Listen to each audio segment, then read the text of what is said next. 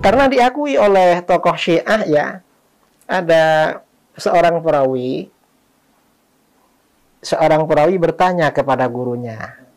Imam Syurek bertanya kepada gurunya Yahya Al-Hammani.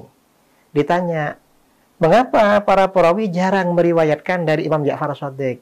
Maksudnya para perawi Sunni.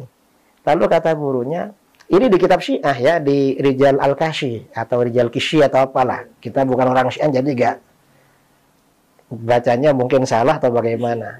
Ya, Rijal Kishi. Di situ dijawab, kana Ja'far rajulan aliman hafizan. Ja'far ini seorang laki-laki yang alim dan hafal hadis. Hanya saja illa annalladzina ikhtalafu ilai, hanya saja orang-orang Syiah yang sering datang pada beliau, idza kharaju minhu ilan nas, kalau keluar pada orang-orang, mereka ini membuat hadis-hadis palsu atas nama Ja'far Shadiq. Tujuannya apa? Yasta'kiluna bidzalika minan nas wa ya'khuduna minhu ad-darahim. Untuk mencari makan kepada orang-orang Syiah dan agar dikasih uang. Artinya Imam Ja'far Shadiq ini dijadikan apa namanya ya? Bumper. Syiah ini setiap punya pandangan nyeleneh, berbeda dengan jumhur, selalu dibilang ini Imam Ja'far. Ini Imam Ja'far. Makanya riwayat dari Imam Ja'far ini sulit dicari yang sahih dari jalur mereka. Karena mereka sering berbohong atas nama Imam Ja'far. Riwayat yang dibawakan oleh Pak Kiai lengkapnya adalah dalam kitab Ikhtiyaru Ma'rifatir Rijal yang dikenal dengan Rijal Al-Kishi, karya Syekh At-Tusi, salah satu ulama Imamiyah, jilid 2, cetakan pertama tahun 2019 yang diterbitkan oleh Muassasa As-Shadiq, halaman 282. Abu Amr Al-Kishi berkata, Yahya bin Abdul Hamid Al-Himmani dalam kitabnya yang bertajukkan Pembuktian tentang Imamah Amirul Mukminin Ali alaihi salam berkata, aku berkata kepada Syarik, sesungguhnya ada suatu kaum atau sekelompok orang menganggap bahwa Ja'far bin Muhammad itu lemah dalam hadis. Maka ia berkata, aku akan ceritakan kepadamu kisahnya. Ja'far bin Muhammad itu seorang yang soleh, muslim yang wara'. Maka sekelompok kaum jahil mengerumuninya. Mereka masuk menemuinya dan keluar dari sisinya sambil berkata, Ja'far bin Muhammad telah menyampaikan hadis kepada kami. Lalu mereka menyampaikan hadis-hadis yang keseluruhannya mungkar, dusta dan palsu atas nama Ja'far. Dengannya mereka mencari makan dari manusia atau orang-orang dan mengambil upah atasnya. Juga mendatangkan segala yang mungkar. Orang-orang awam mendengar hadis-hadis itu dari mereka. Sebagiannya menolak dan sebagian lainnya binasa, yaitu dengan menerimanya. Mereka itu seperti Mufaddal bin Umar, Banan, dan Amr An-Nabti. Tanggapan, amat benar-benar disayangkan Pak Kiai menyebutkan salah satu perawi yang bernama Yahya Al-Hammani. Namun beliau tidak mengetahui biografi orang tersebut. Mari pemirsa simak baik-baik bagaimana penilaian ulama Syiah tentang pribadi Al-Hammani. Dalam kitab Mu'jam Rijal Al-Hadis, karya Sayyid Al-Khu'i, salah satu ulama Imamiyah, jilid 21, halaman 64. Sayyid Al-Khu'i berkata, yang tampak dia adalah Yahya bin Abdul Hamid. Hal itu sebagaimana yang telah dipaparkan Al-Kishi di dalam biografi Mufaddal bin Umar. Al-Kishi berkata Yahya bin Abdul Hamid Al-Hammani di dalam kitabnya Isbat Imamah Amirul Mukminin alaihi salam dan seterusnya. Yang tampak, sesungguhnya kitab Al-Manaqib, yaitu yang dinukil oleh Al-Kishi, yang tampak dari yang disebutkan Yahya Al-Hammani di dalam kitabnya. Walaupun dia meyakini Imamah Amirul Mukminin, hanya saja dia tidak meyakini Imamah Ja'far bin Muhammad seperti keyakinan Syiah terhadap beliau. Maka dia tidak bisa ditetapkan ketsikohannya. Dan dua jalur periwayatan Syekh, yaitu At-Tusi kepadanya, bernilai dhaif.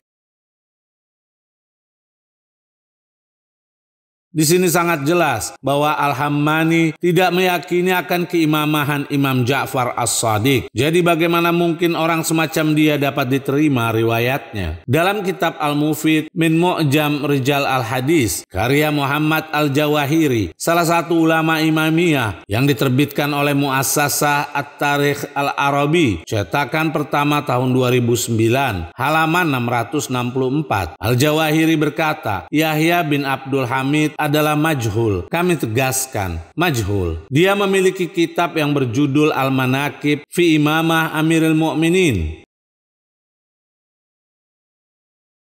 Karena itu kami merasa heran jika Pak Kiai bersandar kepada seorang perawi yang bernama Al-Hammani, namun posisinya belum dapat diketahui apakah dia sahih atau tidak. Pertama, terlepas sejauh mana validitas dan keabsahan riwayat di atas, yang pasti kesimpulan yang disampaikan Pak Kiai sangat prematur dan cenderung dipaksakan. Karena dalam riwayat di atas tidak ada penegasan bahwa mereka yang memalsukan riwayat atas nama Imam Ja'far As-Shadiq adalah dari kelompok Syiah. Mengingat yang berguru dan menimba hadis dari beliau alaihissalam tidak hanya orang-orang Syiah saja. Kedua, sejarah mencatat bahwa para ulama yang menimba ilmu dan meriwayatkan hadis dari Imam Ja'far itu berjumlah ribuan. Bahkan menurut salah seorang penulis asal Mesir, yaitu Abdul Halim Al-Jundi, ia menyatakan di dalam kitabnya Al-Imam Ja'far As-Shadiq karya Abdul Halim Al-Jundi, salah seorang ulama Ahlus Sunnah yang diterbitkan oleh Darul Ma'arif, halaman 139. Al-Jundi berkata, di dalam majelis tersebut yang berguru kepada Imam Ja'far dan meriwayatkan dari beliau terdapat 4.000 perawi dan telah mencatat dari beliau alaihissalam 400 penulis, di mana mereka semua berkata Ja'far As-Shadiq. Bahkan di dalam kitab ulama Syiah pun juga terdapat pernyataan yang hampir sama. Dalam kitab Rijal An-Najasyi, karya An-Najasyi, salah satu ulama Imamiyah yang diterbitkan oleh Muassasah An-Nashril Islami, halaman 39-40. An-Najasyi berkata, Al-Hasan bin Ali bin Ziyad Al-Wasya, sampai kalimat, dia termasuk sahabat Ar-Ridha alaihissalam dan tokoh mazhab Syiah, sampai kalimat, Al-Wasya berkata, sungguh aku menemui di masjid ini, yaitu Masjid Kufah, 900 guru. Semuanya mengatakan Ja'far bin Muhammad telah meriwayatkan hadis kepadaku. Lalu bagaimana mungkin semua murid beliau adalah para pembohong jika membaca riwayat tadi? Bila Pak Kiai ingin meluangkan waktu untuk meneliti bahwa pada kelompok Syiah terdapat ribuan hadis yang telah direkam dan diabadikan dalam kitab-kitab mereka, di mana hadis itu diriwayatkan melalui murid-murid Imam Ja'far As-Shadiq yang berkualitas sahih. Ketiga, memang dalam sejarah perguruan hadis, baik dari kelompok Syiah maupun Ahlus Sunnah, di sana terdapat para periwayat yang sengaja berdusta demi kepentingan. Sehingga faktor itu menjadi salah satu pemicu adanya hadis-hadis palsu, sebagaimana ini tertera dalam kajian ilmu hadis. Keempat, di antara mereka yang berguru dan menimba ilmu, serta meriwayatkan hadis dari Imam Ja'far adalah orang yang dengan sengaja berdusta atas nama beliau alaihissalam. Sebagaimana akan dituangkan bukti para penyusup yang sengaja ingin merusak kemurnian ajaran para imam kelompok Syiah dari dalam. Tentunya mereka adalah orang-orang yang mengaku sebagai murid imam-imam Syiah, namun hakikatnya bahwa mereka adalah para pengkhianat. Sebagai contoh adalah dalam kitab Ikhtiar Ma'rifatir Rijal, karya Syekh At-Tusi yang diterbitkan oleh Muassasah An-Nashril Islami, cetakan pertama tahun 1427 Hijriah, halaman 195 sampai 196. Berkata Yunus, aku tiba di Irak, aku dapatkan sekelompok kecil dari ashab Abu Ja'far, yaitu Al-Baqir alaihissalam. Sedangkan ashab Abu Abdillah, yaitu As-Shadiq, sangat banyak. Aku dengar mereka dan aku ambil kitab-kitab mereka. Setelah itu aku paparkan pada Abul Hasan, yaitu Ar-Ridha alaihissalam. Lalu beliau mengingkari banyak hadis tersebut dinisbatkan kepada Abu Abdillah. Beliau berkata padaku, sesungguhnya Abu Al-Khattab telah berdusta atas nama Abu Abdillah. Semoga Allah melaknat Abu Al-Khattab. Demikian pula para sahabat Abu Al-Khattab yang turut menyisipkan hadis-hadis hingga kini dalam kitab-kitab ashab Abu Abdillah, yaitu As-Sadiq. Janganlah kalian menerima yang diatasnamakan pada kami segala yang menyelisihi Al-Quran. Karena kami jika berkata, ucapan kami akan selaras dengan Al-Quran dan Sunnah. Ucapan kami pasti dari Allah dan Rasul-Nya. Kami tidak pernah berkata si fulan dan si fulan sehingga menjadi kontroversi. Ucapan kami yang pertama adalah ucapan kami yang terakhir. Ucapan yang pertama dari kami adalah pegangan bagi yang terakhir dari kami. Sampai kalimat, karena ucapan kami adalah hakikat dan cahaya. Yang tidak ada hakikat dan cahayanya adalah ucapan syaitan. Dari Yunus, dari Hisham bin Al-Hakam, bahwasanya ia mendengar Abu Abdillah, yaitu As-Sadiq, berkata, Al-Mughirah bin Sa'id sengaja berdusta atas nama ayahku. Dia mengambil kitab-kitab, yaitu hadis, teman-temannya, yang menyusup di antara ashab ayahku, di mana mereka mengambil kitab-kitab ashab ayahku, lalu menyerahkannya pada Al-Mughirah. Lalu ia sisipkan di dalamnya ungkapan kekafiran dan kezindikan. Ia sandarkan pada ayahku. Setelah itu ia serahkan pada teman-temannya dan memerintahkan mereka agar menyebarkan hal itu di kalangan Syiah. Semua yang terdapat dalam kitab ashab ayahku perihal ghulu, yaitu berlebihan, maka itu adalah buah tangan Al-Mughirah bin Sa'id dalam kitab-kitab mereka. Namun perlu pemirsa ketahui, kebohongan atas nama Imam Ahlul Bait semacam ini bukan suatu hal yang menjadikan semua para perawi Syiah harus ditolak riwayatnya. Bahkan hal yang hampir sama terdapat pula pernyataan di dalam kitab Sahih Muslim tentang kepribadian para ulama hadis. Dalam kitab Sahih Muslim yang diterbitkan oleh Darul Fikr, cetakan pertama tahun 2002, halaman 18. Diriwayatkan dari Muhammad bin Yahya bin Sa'id Al-Qattan dari ayahnya yang berkata, kami tidak pernah melihat orang yang paling berdusta mengenai hadis dibandingkan orang-orang soleh. Berkata Ibn Abi Ittab, maka aku menemui Muhammad bin Yahya bin Sa'id Al-Qattan dan aku menanyakan tentang hal itu, yaitu tentang pernyataan Yahya bin Qattan. Lalu dia menjawab dari ayahnya, kamu tidak akan pernah melihat orang yang paling berdusta mengenai hadis dibandingkan orang-orang baik, yaitu ahlul khair. Imam Muslim berkata, maksudnya adalah kebohongan mengalir begitu saja dari lisan mereka tanpa disengaja.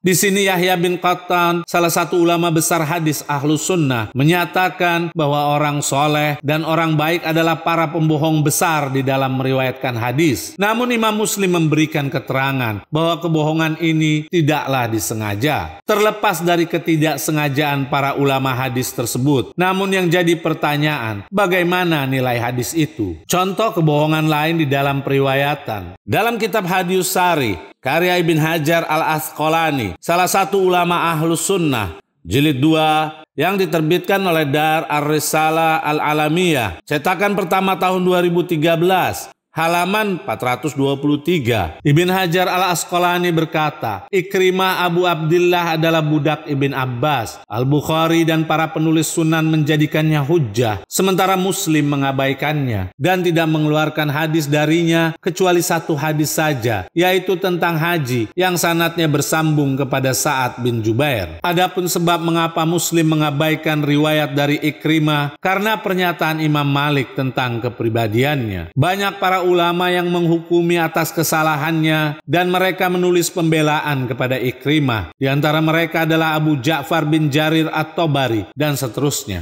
Ibn Hajar melanjutkan, pernyataan yang melemahkan atau mendoifkan Ikrimah tidak terlepas dari 3 kemungkinan. Pertama, dituduh sebagai pembohong. Kedua, difitnah berpandangan Khawarij. Ketiga, menerima suap dari para pemimpin. Kemudian Al-Asqalani berkata, sementara bid'ah walaupun terbukti Nabi ada di dalamnya, hal tersebut tidak mempengaruhi hadisnya, yaitu Ikrimah. Dengan pernyataan Ibn Hajar di atas tadi, bahwa ada 3 kriteria yang terdapat dalam diri Ikrimah, maka dapat disimpulkan, setiap riwayat yang dibawakan oleh Ikrimah sudah sepantasnya ditolak. Ibn Hajar berkata, Ibn Umar berkata kepada Nafi, janganlah kamu berbohong atas namaku, sebagaimana Ikrimah telah berbohong atas nama Ibn Abbas. Dan Jarir ibn Abdul Humaid sampai kalimat, saya datang kepada Ali bin Abdullah bin Abbas, sementara ada Ikrimah di sampingnya dalam keadaan terikat. Kemudian saya bertanya, apa yang terjadi? Dia menjawab bahwa Ikrimah telah berbohong atas nama ayahku, yaitu Ibn Abbas. Pada halaman 424, Qasim bin Mu'in bin Abdurrahman yang berkata, sampai kalimat, Ikrimah meriwayatkan suatu hadis yang berbunyi, saya pernah mendengar Ibn Abbas mengatakan begini dan begitu. Lalu saya, yaitu Qasim, berkata, wahai pelayan, tolong ambilkan pena. Ikrimah bertanya, apakah kamu kagum akan hadis ini? Qasim menjawab, benar. Ikrimah berkata, apakah Anda ingin menulisnya? Qasim menjawab, benar. Lanjut Ikrimah, sesungguhnya aku mengatakannya, yaitu hadis, berdasarkan pendapatku sendiri.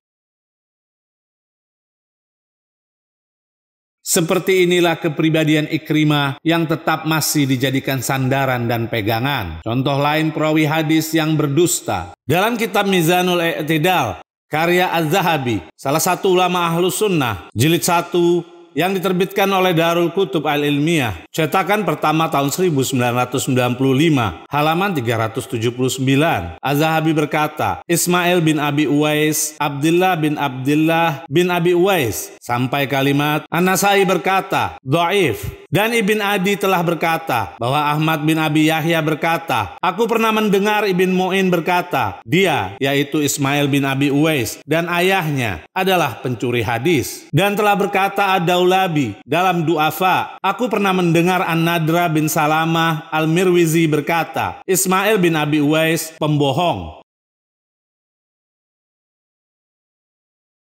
Yang jadi pertanyaan, apakah orang semacam ini masih dapat diambil hadisnya? Dalam kitab Hadius Sari, karya Ibn Hajar Al-Asqalani, halaman 410. Ibn Hajar Al-Asqalani berkata, dia berkata, Ismail bin Abi Uwais, dan seterusnya. Sampai dia berkata, Syaikhain, yaitu Bukhari dan Muslim, berhujjah dengannya. Melainkan keduanya tidak banyak mengeluarkan hadisnya, yaitu hadis dari Ismail.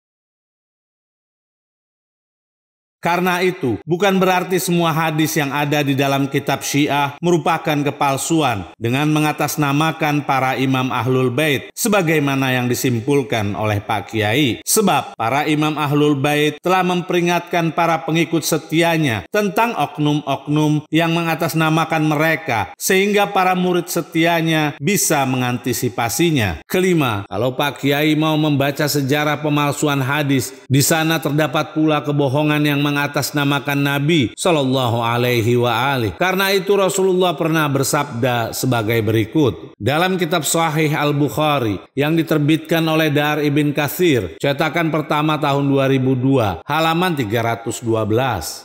Al-Mughirah berkata, saya mendengar Rasulullah bersabda, sesungguhnya berdusta atas namaku tidaklah sama dengan berdusta atas nama seseorang. Barang siapa berdusta atas namaku secara sengaja, maka hendaklah dia menempati tempat duduknya dari neraka. Karena itu, hal tersebut terjadi pada hadis-hadis, baik dari kelompok Ahlus Sunnah maupun kelompok Syiah. Kami hanya sekedar menyarankan kepada Pak Kiai agar berhati-hati dalam menyampaikan pendapat, karena semua itu kelak akan diminta pertanggungjawaban di hadapan Allah. Semoga kita selalu diberikan petunjuk pada jalan yang diridhoi oleh Allah.